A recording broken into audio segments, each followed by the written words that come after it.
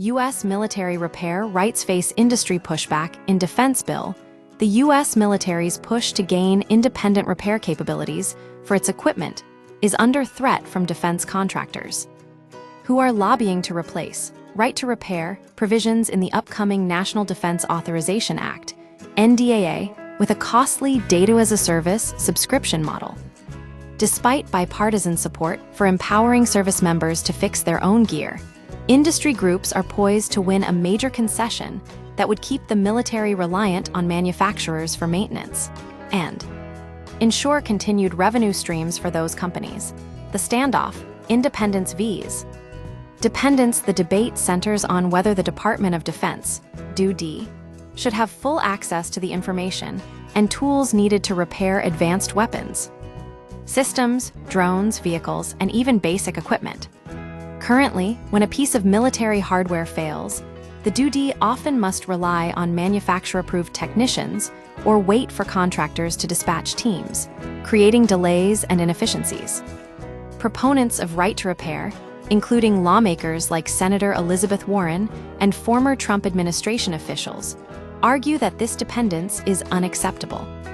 They point to the need for rapid response in active operations, the waste of taxpayer money on redundant services, and the potential for innovation stifled by proprietary restrictions.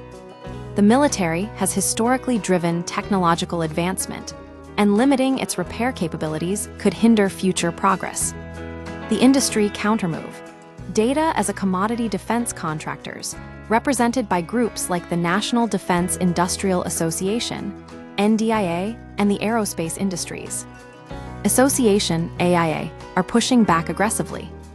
They claim that forcing them to share intellectual property, IP, the blueprints and processes behind their products would stifle innovation and undermine their competitive advantage.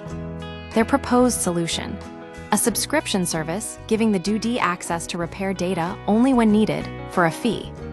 This effectively transforms maintenance into a recurring revenue stream, ensuring that contractors remain essential to military operations. According to the AIA, this isn't about blocking repairs, but protecting critical IP from falling into the wrong hands. However, critics argue that this is a thinly veiled attempt to lock the DoD into a perpetual cycle of dependence. Political influences and revolving doors, the outcome hinges on the final language of the NDAA, currently in a conference phase between the House and Senate. Key lawmakers, including Representative Mike Rogers and Ranking Member Adam Smith, are reportedly sympathetic to the industry's position, pushing for the data-as-a-service model. Open Secrets data reveals that both Rogers and Smith have received substantial donations from defense companies, raising questions about potential conflicts of interest.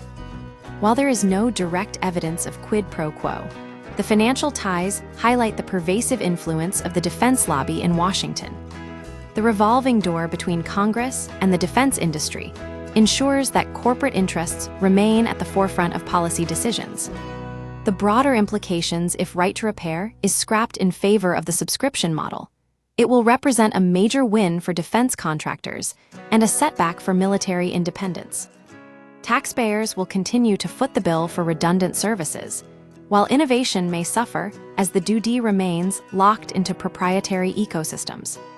Ultimately, the fight over repair rights underscores a fundamental tension: whether the military will prioritize self-sufficiency and cost-effectiveness or continue to rely on private companies to maintain the tools of national defense.